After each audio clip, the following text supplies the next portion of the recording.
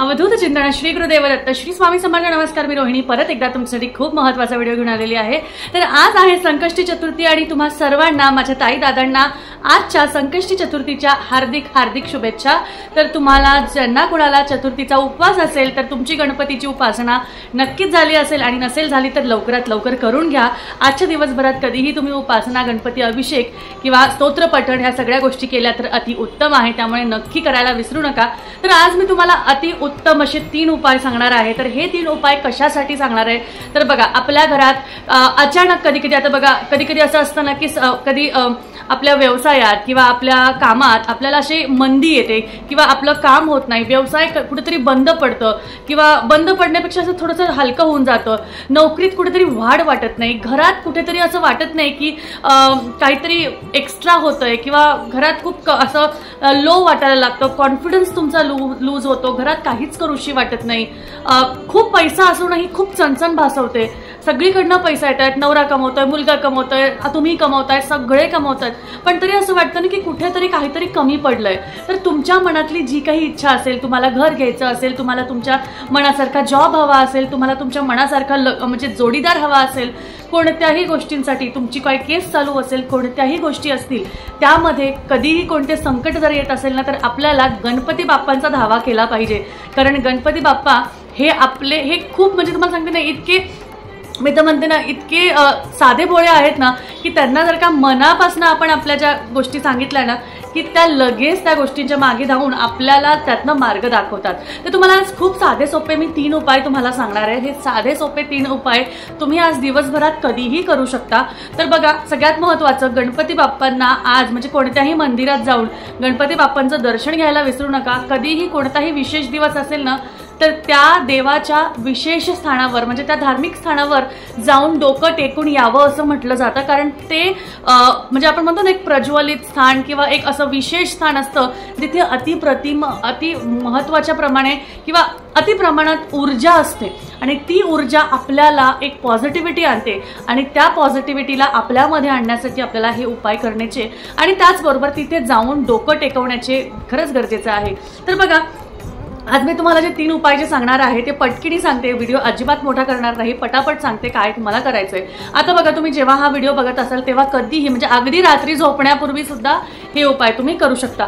तुम्हाला पहिला उपाय जो आहे तो धन, तुमची इच्छा, तुमचा व्यवसाय, तुमची नोकरी, तुमचं घर, तुमची जोडीदार हवा असेल, काही असू दे, कोणत्याही गोष्टीसाठी हे तुम्हाला उपाय मी सांगते। पहिला उपाय काय आहे तर तुम्हाला एक काचेची वाटी घ्यायची, एक काचेच्या वाटीमध्ये 7 कापूर ठेवायचे आहे, 2 फिटकरीचे तुकडे ठेवायचे आहे, फिटकरीचे 2 तुकडे करा, त्या फिटकरीचे तुकडे 2 त्याच्यामध्ये ठेवायचे आहे आणि त्यामध्ये 1 खडे मीठ ठेवायचे। खडे मीठ जे असतात त्यातला 1 तुकडा तुम्हाला त्यामध्ये ठेवायचा। एक काचेची वाटी घ्यायची, त्यामध्ये 7 कापुराच्या वड्या घ्यायच्या आहेत, त्यामध्ये तुम्हाला 2 फिटकरीचे तुकडे घ्यायचे आणि 1 खडे मीठ घ्यायचं, एकच खडे मीठ घ्यायचंय आणि हे तुम्हाला काचेची वाटी जी आहे ती झाकून, कशाने, कागदाने झाका, पिशवीने झाका, ताकलीने झाका, कशानेही झाका।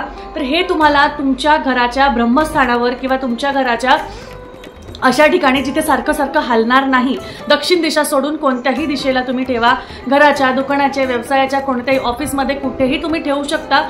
तिथे ठेवल्याने काय होईल, जी काही नकारात्मकता आहे, जी काही गोष्ट आहे जी चांगलं घडण्यासाठी थांबवत आहे ती ह्याच्यातनं निघून जाईल आणि त्याने तुम्हाला भरपूर पॉझिटिव्हिटी मिळेल। आता सर्वात महत्त्वाची गोष्ट ही कधीपर्यंत ठेवायची, आज तुम्हाला चतुर्थीच्या दिवशी ठेवायची आहे आणि दर 15 दिवसांनी तुम्हाला ते बदलायचं आहे।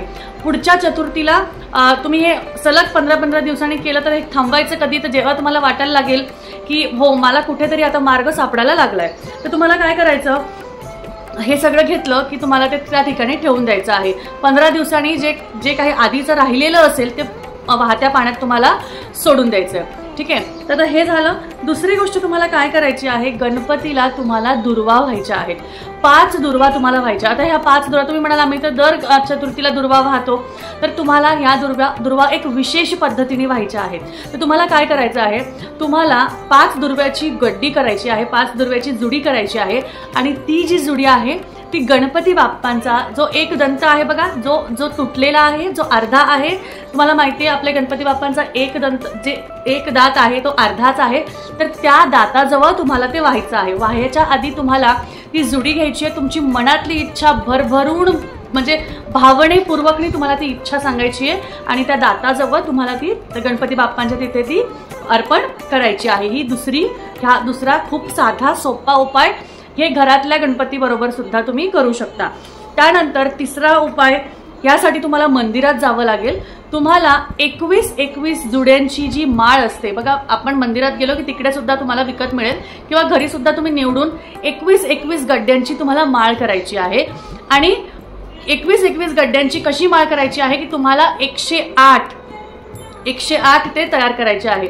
तर म्हणजे बघा 21 अशी 21 गड्ड्यांची 108 गड्ड्या म्हणजे 21 जुडी 108 घ्यायच्या आहेत आणि त्याची माळ तुम्हाला गणपती बाप्पांना अर्पण करायची आहे। जेव्हा तुमची एखादी खूप खडतर इच्छा असेल तेव्हा, तर ती इच्छा जेव्हा असेल तेव्हा तुम्हाला काय करायचं आहे, म्हणजे 21 जुड्या घ्यायच्या आहेत। 21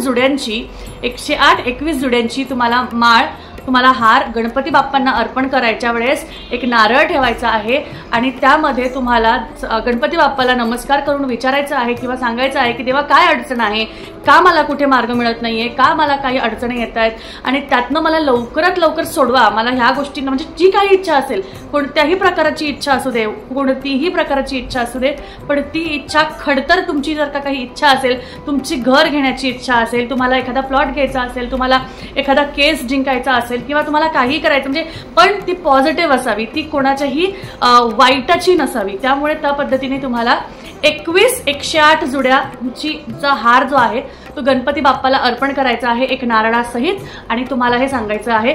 आणि हे तुम्हाला फक्त आणि फक्त चतुर्थीला, कोणत्याही चतुर्थीला तुम्ही ते करू शकता। असं केल्याने तुमची इच्छा लवकरात लवकर पूर्ण होईल आणि गणपती बाप्पा लवकरच प्रसन्न होऊन तुमच्या इच्छा पूर्ण करतील। अशा पद्धतीने ह्या 3 उपायांचा जर का तुम्ही आज प्रयोग केला तर नक्कीच तुम्हाला खरंच खूप छान रिझल्ट्स मिळतील। करून बघा आणि त्यानंतर मला सांगा। तर चला परत भेटूया अजून एका अशाच छानशा व्हिडिओमध्ये, अशाच छानशा माहिती बरोबर। तोपर्यंत काळजी घ्या, असेच आपले व्हिडिओ बघत राहा। अवधूत चिंतन श्री गुरुदेव दत्त, श्री स्वामी समर्थ, जय जय स्वामी समर्थ।